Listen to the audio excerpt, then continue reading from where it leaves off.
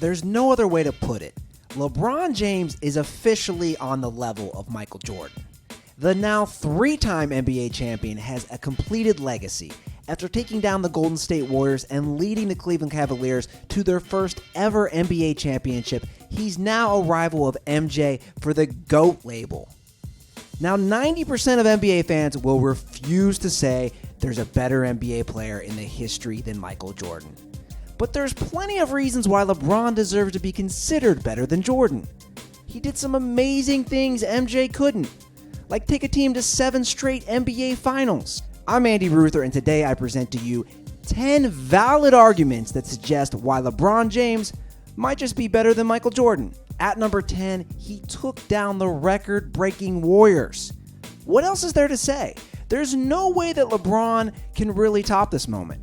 With the Cavs trailing MVP Steph Curry and the Warriors 3-1 in the NBA Finals, all hope seemed lost. The 73-9 Warriors needed just one win to become the greatest NBA team ever. Then LeBron rallied his troops, forced a Game 7, and his epic performance gave Cleveland their first sports title in 52 years. His 23 points, 9 assists, 11 rebounds, and clutch block shot on Andre Iguodala late in the fourth quarter of Game 7 cemented his legacy as the Cavs took down the Warriors. Now, MJ beat many great teams, but almost all of his victims were inferior squads, both statistically and in Vegas. Now, LeBron and the Cavaliers took down a much superior squad when it seemed all but impossible. Number 9, the great teams he beat. Just take a look at the star-studded teams LeBron has defeated in the finals. First, the 2007 Detroit Pistons, a team that dominated the East for many years, led by Ben and Rasheed Wallace, plus Rip Hamilton and many others. When he joined the Miami Heat, they took down the top-seeded Chicago Bulls in 5 games in the 2011 Eastern Conference Finals. That squad was led by MVP Derrick Rose, and before that, they took down the Boston Celtics in the Big Three. In 2012, his Heat took down the Celtics again before destroying Kevin Durant and Russell Westbrook's Oklahoma City Thunder in 5 games in the 2012 NBA Finals. The next year, his Heat easily won the East and beat the legendary San Antonio Spurs in 7. And with Cleveland, they took down the record-breaking Warriors. LeBron's beaten countless Hall of Fame legends in the playoffs. What else does he need to do? Number 8, stats don't lie.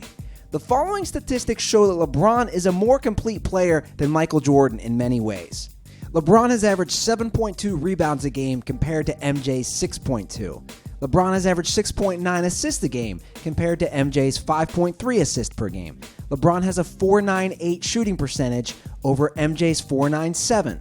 LeBron has a .340 three-point shooting percentage compared to MJ's .327. Now, Jordan does have a slight edge in points per game at 30.1 to 27.2, but if you look at the all-around game in all facets, LeBron definitely has MJ beat. Number 7, no Scottie Pippen. Dwayne Wade, Chris Bosh, Kyrie Irving, and Kevin Love are great.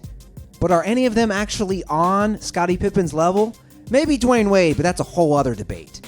I mean, Scottie Pippen was MJ's sidekick, helping him win all 6 NBA titles. I mean, the man was named on NBA's 50 greatest players of all time. Toss in 7-time All-Star and 3-time First Leaguer, Pippen was a legend. Number 6, Cleveland sucked without LeBron.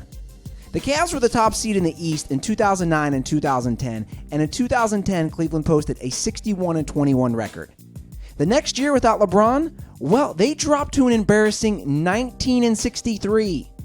Cleveland's best season while LeBron was in Miami was 2013-2014, and they went 33-49. In his first year back, they suddenly jumped to 53-29 and fell 2 games short of winning the NBA championship. When Michael Jordan sat out the entire 93-94 season due to retirement, the Bulls still managed to win 55 games and reach the second round of the playoffs. We'll just leave it at that. Number 5, his epic 2013 and 2016 comebacks. Maybe it's just us, but MJ kind of had it easy in each of his 6 NBA championships.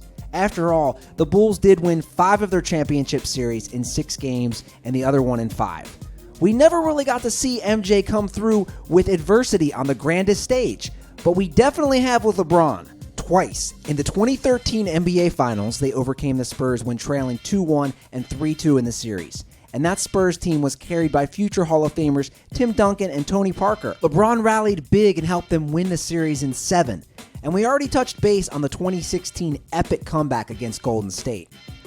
James just seems to always get up and win when the odds are against him. Number 4, different coaches. During his time spent with the Bulls, Jordan had just 2 coaches, Doug Collins and Phil Jackson. Now, Jackson has over 1,100 career wins and 11 championships as a head coach.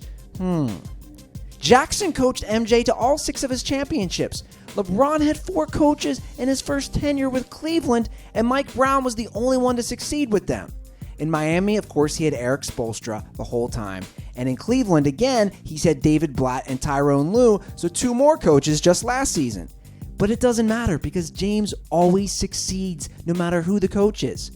We'd love to have seen MJ without a legendary coach. Just saying. Number 3, inferior supporting cast.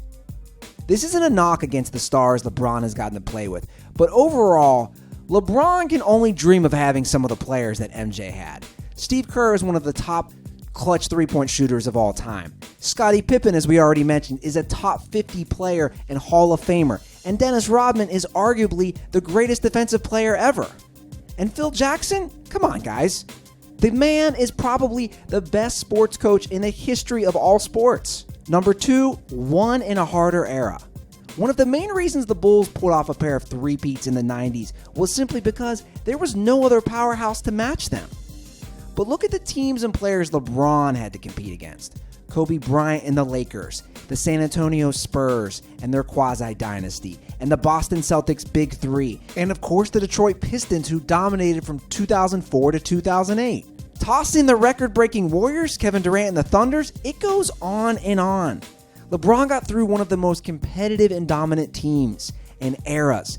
MJ really didn't have that same competition in Chicago. At number 1, LeBron James won titles with 2 different teams. Jordan's era in Chicago is one that definitely no one will forget. But he basically did it with the same team, but then his team he actually improved with the additions of people like Rodman and Tony Kukoc. But the fact remains that LeBron won a championship with 2 different teams with different supporting cast, a different head coach, and different teams in every which way. LeBron proved he can carry a team and win wherever he goes. The supporting cast will thrive off him. But MJ might not have been able to thrive off different supporting cast. But I guess that's up for debate. Do you think LBJ is better than MJ? Join us in the comments below. If you like this video and learned a thing or two, clicking the like button helps us out a ton and we appreciate it. If this is your first time coming around to Total Pro Sports, subscribing is a great idea because we put out videos like this every single day. But as always, thanks for watching and we'll see you guys next time.